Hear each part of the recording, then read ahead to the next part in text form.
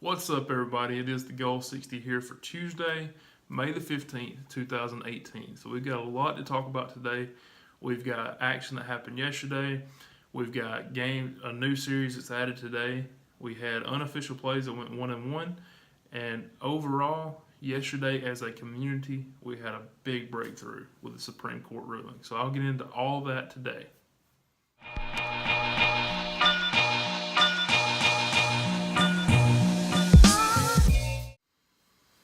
So before I get into any of today's plays, let's just recap everything from yesterday. So as far as the official plays, Boston and Arizona both did lose and will force a B bet today.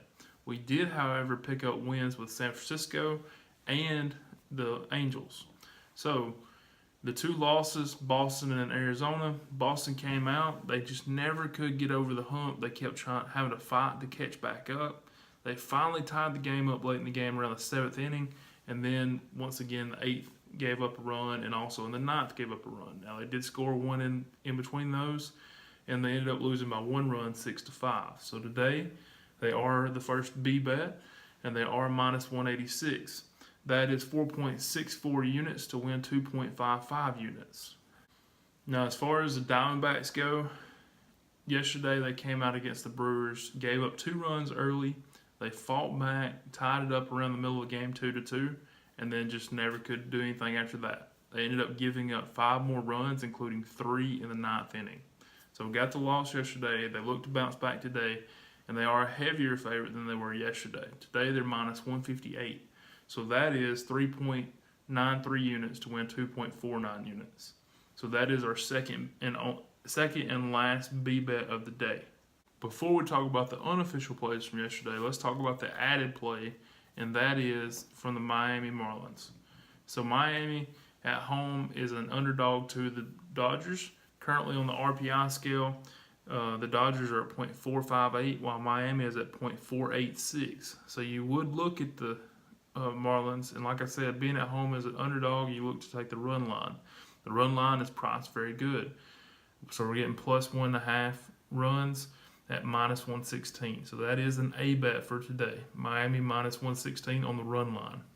And that concludes all the official plays that we had yesterday and today. So now we'll talk about the unofficial plays. There were only 2 yesterday, and that was the Cleveland Indians and the Rays. The Rays got it done. They actually won the game outright as an underdog. And the Indians actually lost their game as a heavy favorite. So today you look to take the Indians, again, they are a lot better as far as price. They're minus 145 today if you're paying attention to that series. So I'm guessing that if you're watching this vlog, you already are interested in the sports wagering side of things. You're interested in trying to predict games, looking at trying to, tell the future and tell what an outcome's going to be. Buy into that market, buy into that price, and see, just like a stock market, except a lot quicker. In 3.5 hours, you can get a return. Yesterday was a huge breakthrough. Yesterday was everything that you could have asked for if you are in our community. And that community being sports wagering and trying to predict the outcomes of games. And what I mean by that is the Supreme Court yesterday, in case you haven't heard or for whatever reason or haven't read the articles, actually overturned PASPA. Now, my take on PASPA was that it was a federal regulation set up by people who were paid off, for lack of a better term, to keep industry like this out of the rest of the country for 2 reasons. One was that in the, your more conservative states, that it was against their religion, against their rules, and against their beliefs of how other people should run their households. 2, and more likely, in my opinion, is that the money that was coming into Las Vegas and the rest of Nevada was greater than what was needed to keep this going, or keep this on the low.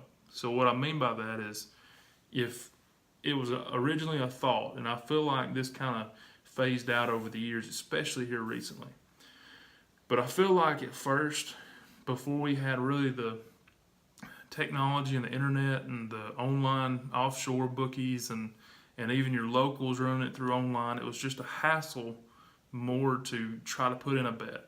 So Nevada really had a monopoly on it. They were the only state that could actually have sports wagering.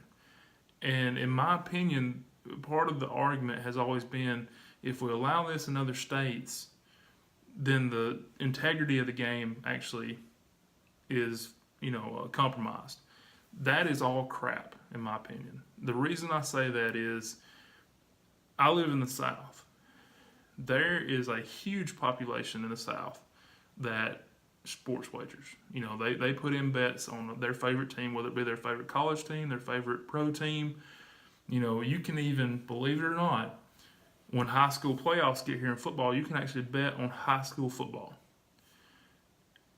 If a game is thrown, it's going to happen now more than it would be if it was regulated and ran by, government entities like it is in Nevada with the Gaming Commission.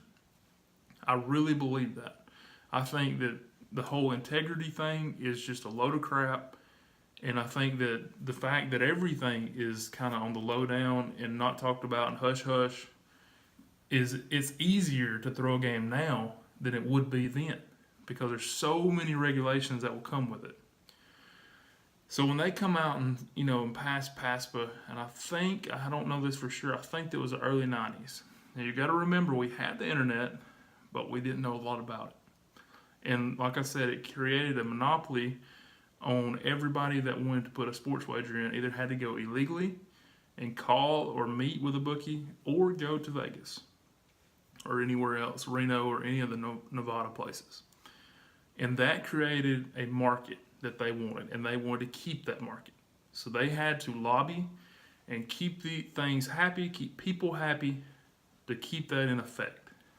Now, especially the recent years, but really over the entire time, people started to see there's too much money involved in offshore and in local folks, local bookies, to keep this down. And sure enough, ultimately, that is the case. So yesterday, with the Supreme Court making that ruling, it now allows individual states to vote on it and to decide if they want to have sports wagering.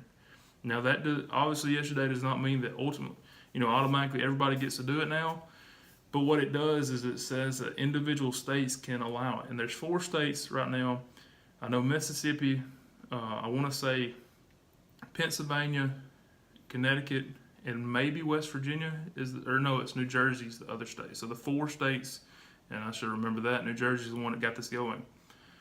But anyways, those 4 states, I feel like will have the games quick. I feel like they've already passed legislation. You know what I'm talking about. I can't say it for whatever reason today, but you know what I'm talking about. But either way, they passed it, saying that they could in case this were to happen, and now that it has, I feel like quickly they will be working to do so. In fact, Chris Christie actually said that within 2 weeks, New Jersey could have it going. So the other states obviously want to set up their foundations. Places like Mississippi, who has casinos, they have that in order and can take it. I'm very interested to see what happens as far as other states. Obviously, casinos will have it, but I would like to see, it's more like a UK model where individual businesses can actually get into it. So you can have a business just for sports wagering, and it'd be illegal, it'd be a stand-up, place, nothing like what everybody expects it to be, I guess is what I'm trying to say. I hope that it moves towards that. I hope that they, obviously getting in a casino is a huge deal, but I hope that in the future they actually open it up to where people can actually own small businesses doing this. Next is something that I ask of all the major sports leagues and government is do not screw this up. Now, one of the ways, the ultimate way to screw this up is things like this 1%, integrity fee that the NBA is trying to put in. That's ridiculous. They claim that they're putting on the show, they ought to get a piece of the pie. I get that. I feel like you've got enough of the pie. You're making millions of dollars. You got millions of dollars on the court at all times with players who do not give a crap about the city they're playing for or the team or anything else. And the owners are making a lot of money. The NBA itself is making a ton of money. You've got enough. So that is one way. The government, in the way that they can screw it up, is not knowing what to do. Now, if they go straight to Nevada and pretty much take their model and run with it, it will be successful. Nevada taxes 0.25%. That's it. Now, at one time, they taxed a lot higher, and they found out really quick it wasn't going to work that way. They went way down on their tax, and now it's able to work fine. So if other states take that model and go with it, they'll be fine, and everything will work like clockwork. Now, if they try to make up their own model and they get greedy, wanting more tax and more percentage off of each bet instead of looking at the big picture, and that if you take a small portion over the lifetime of it, you can still make a ton of money, then they're going to screw it up. If they get greedy, they're going to screw it up, and it will never work. So that's my only hope, and I think that's going to be years of trial and error for these individual states to do. But we're headed in the right direction. That's just my take. You may not have cared to hear it, but I just wanted to tell it because it was such a big day yesterday. This is historical.